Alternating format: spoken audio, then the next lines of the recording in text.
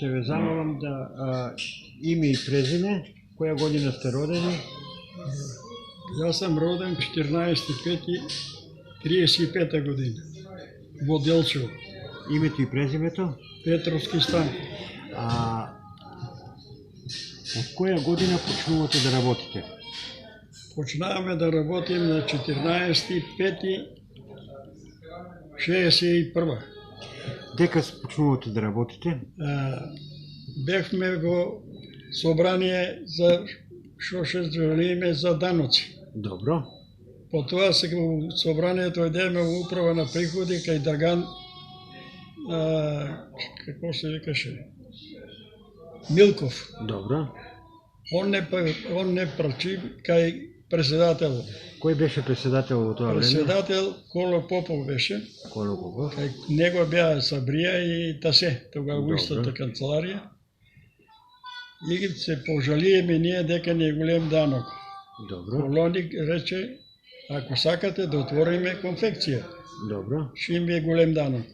Така да ние се согласиме, слагаме се за конфекција.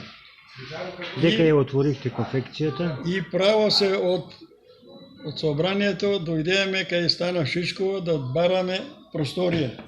И нашите машини ги донесоме во просторијата на Стана Шишкова. Колку души бевте вие во тоа време? Па ние бееме тога 5 души мајстори и чираците наши. Знаете ли ги по име и презиме мајсторите? Знаеме. Петров Станко, Славе Димитров, Владе, како се викаше, не знам, Добро.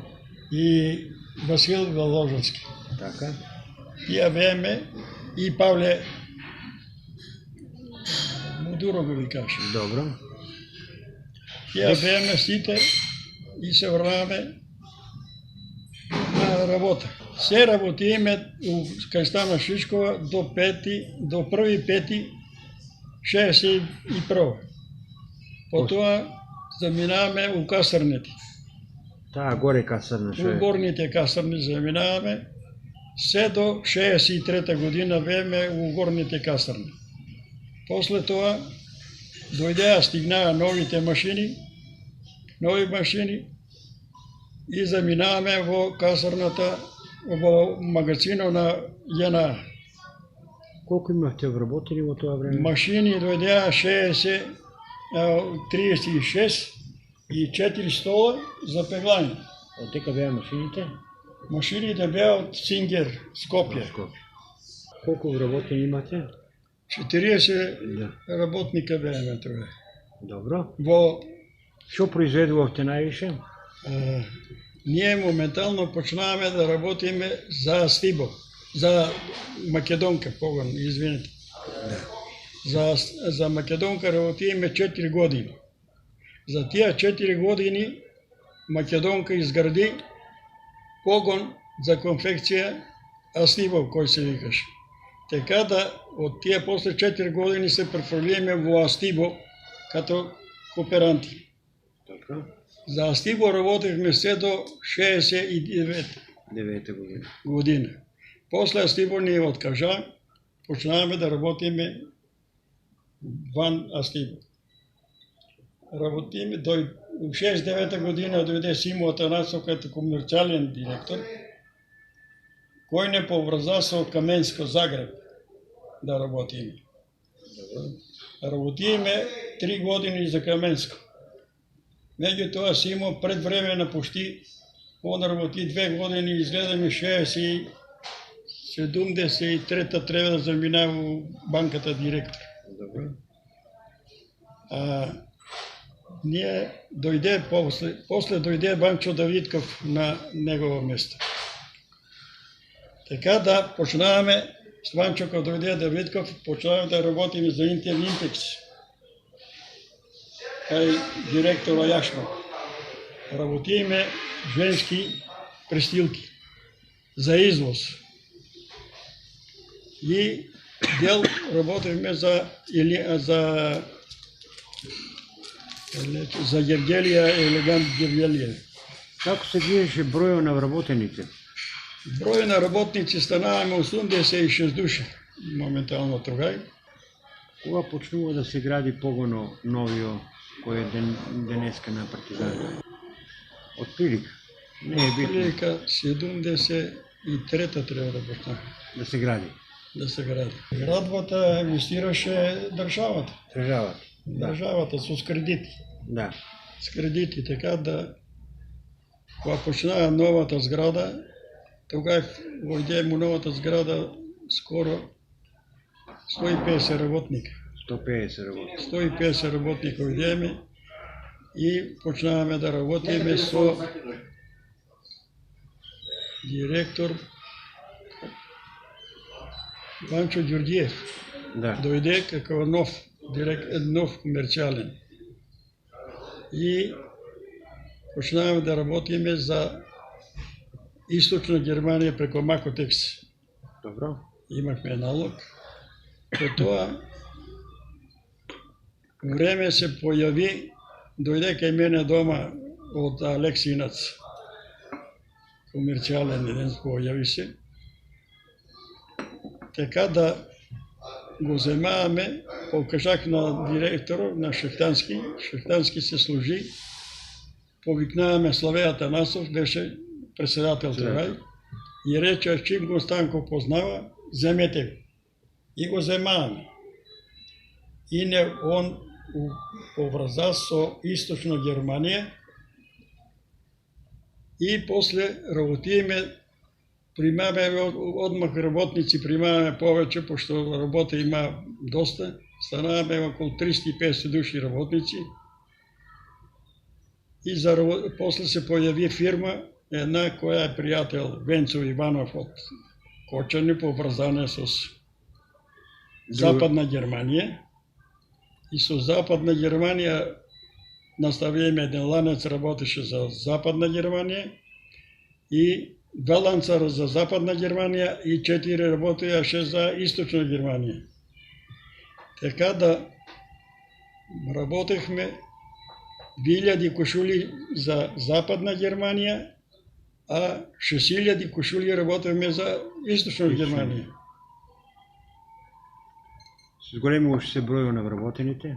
Број на работниците до последно време станаа 830, се укупно и патници, продавачи, чувари, чистачи, 830. 830 вработени. Како е со платите било ситуацијата? Платите моментално постигнаваме добар резултат, платите беа добри, скренани им внимание тога и председател на извршен совет дека многу големи плати даваме. Кој временски период е тоа било? Внимание губите века на другите организации. Така да мораме да им дадеме на работниците по 2 пешкира од квартирка. Дали се сеќавате во кој временски период платите се били едни од подобрите во Платите беа тогашно време 8 до 10.000 динари. Ја примах околу 11.000 динара, работници взимаше по 10, директор взимаше 1000 динара повеќе од мене. Да, значи тука некаде... Тука работите беше. Веćина вработените беа од Делчево и од селските населби. Од селата имаше од Звегор, Габрово. Да. И се врашаше И на од Задево. Делчево, да. И се вращаше за Звегор и за Габрово. Колку од прилика сте сменили директори додека сте били на во работен однос? Па работни директори смених доста. Да. И И вие сте били директор од почеток? Ја не сум бил директор од почеток. Ја бех под Македонка главен работник, главен за производство. За производство, да. Директор не ме викаше. Кога станах под Асибо, тогава ме крстија технички директор. Добро.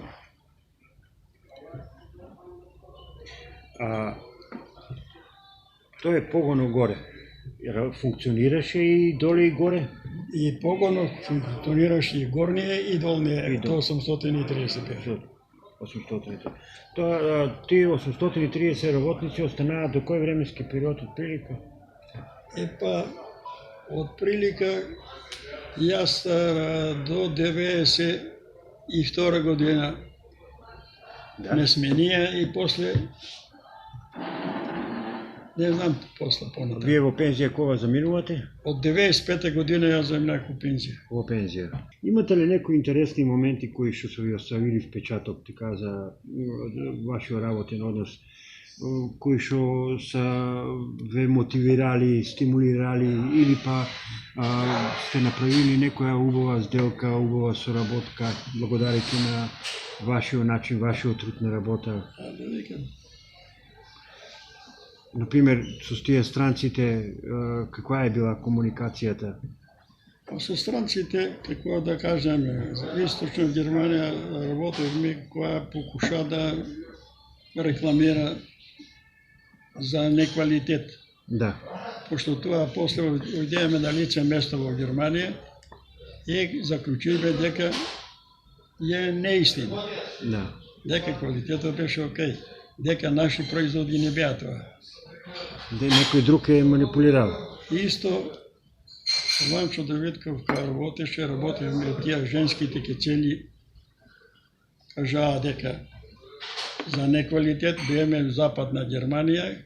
Да. Кој беше Чичко Ноне, еден од внатрешни со нас. Провериеме сите артикли тамо, што ги донесоа, ставија ги пред мене тамо. И ја погледнах и му викам на Чичко Ноне, не само мои производи. И тие производи ги тргнаа, рече, у магазино са вашите. Дојдеме у магазино нема наши магазини. Вика у продавниците се. У продавниците ние не признаваме тоа. Да. Меѓутоа дојде газдата на Германија, кој му скрена внимание дека е се тоа намишталка негова, на комерцијални негов. И така да нема ништо од тоа. И завршиеме со таа фирма. Не, више не се работи. Прекинааме, да. Сигурно сте патували доста вашиот временски век на работење. После патувавме за домашен пазар, да работиме со Ванчо Давидков, работили сме доработка за елегантни изделија, за узор Балјево, за Беко Белград, за не знам и за други комплекции многу. Соработката како е била? Соработката беше добра и мога да рече дека никаде не сам ми рекли за неквалитет. Секаде е квалитет. За неквалитет никаде не поставено. Не сакам многу да ве замарам, само сакам да ве попитам што мислите за вашите работници во тој ваш временски период? Какви работници се били? Работниците беа, за пример, мога да рече, дисциплина имаше, кои работеаше и се залагааше да постигне своите норми. Немахме слаби работници, апсолутно. Гледахме да прилагодиме секоја работничка за која операција е способна. Да. Така ги поставјахме. Како ги обучувавте тие работници? Како ги обучувавте тие работници? Па, обучувавме ги. Мога да реча дека јас одех од машина на машина. Да. И помагах на работниците. Имахте ли можност да има возможите да идат и на одмор и да... Имавме колективен одмор. Добро. Сека година колективен одмор работниците користијаше по 15 дена. По 15 дена. Можеше да искористат, давахте и можност да идат некаде на море, на езеро, на... Можеше, користијаше работниците и неплатено, кој сакаше болување, кој взимаше се. Високи, платите им беа... Платите, рекох, од 8, 10, 12 тук. Да. Тогашно време. За разлика од денеска. Од денешното време тога и така беше. Да. Вие, само ќе ве врна малку назаде, тие 5 луѓе што почнахте да работите, они останаа до краја со вас или се после се? Тие 5 души, Владе замина за портирка. Добро. Павле Ристов изгледам замина за кожара. Да. Така да останаваме Славе Димитров и ја. Да. Васил напушти, не сака да продължи с нас. Тия другите ще се пожалия, Митко, Златев и Арсено от Вирче. Едно закончено иде Митко, а Арсено иде за Скопие. И накрая ви сакал да ве попитам, во вашо работен век има ли разлика от вашето време и денешното време на самото производство, самия однос према производството? Дали имате вие ваше мислење да кажете? Па мога да реча дека сега Палтекс ја разтурија севата на маленки погони. Сите од партизанка излезнаа кадри и си отворија ниени погони. Да. Така да фабриката остана со 400 работника, разговарах. Да. А рестото се се погони По селата. по селата и по града. А односот према работата, што мислите, тогашно и сега? Према работата сегашна и тогашна има разлика. Тогава беа цените многу малки за доработка и кај запад и кај исток. Да. А сега има ПНК што зема за единица. Да. Ние тогава земавме 2,5 марки за кошула. Да. Високо пеглана кошула. А за източна тука беше и кај неа по 3 марки земавме за източна Германија. А сега цените слушам добри. Да. Цените са багатела, мога да реча по 6, 7, 10 марки има. Да. Да. Това е ПНК за спрема тогај. Да. И платите не знам какво са сега кај работници. Слушам дека работниците се идат од таа на таа конфекција менјат. Веќе нема ни работна снага. Работна рака горе-доле. У ваше време е имало. Имаше невработен, уделчево немаше. Да. Невработен. И веćinom младите се беа по фирмите. Млади. У ваше време работеа и други фирми, така ли? Отприлика, кои фирми беа на реномето како вас со вработени со... Работеше тогај кожара, работеше крзно. Да. Тие работеше организација, тие имаше работници. Работеше земјоделски комбинат. Сандански, Југотутун. Па това е комбинатот Сандански работеше. Они имаше околу 1000 работника и повеќе. Значи во Делчево во тогашно време не е имало 60-70 невработени. Невработени немаше во Делчево. Да. Невработени сите беа вработени. И сигурно стандардот е бил на високо ниво. Па мисля дека беа задоволни сите. Ако имате нешто да кажете, повелете на крајот. Немам, заврших. Фала ви многу, да сте здрави и живи и да се гледаме за убаво.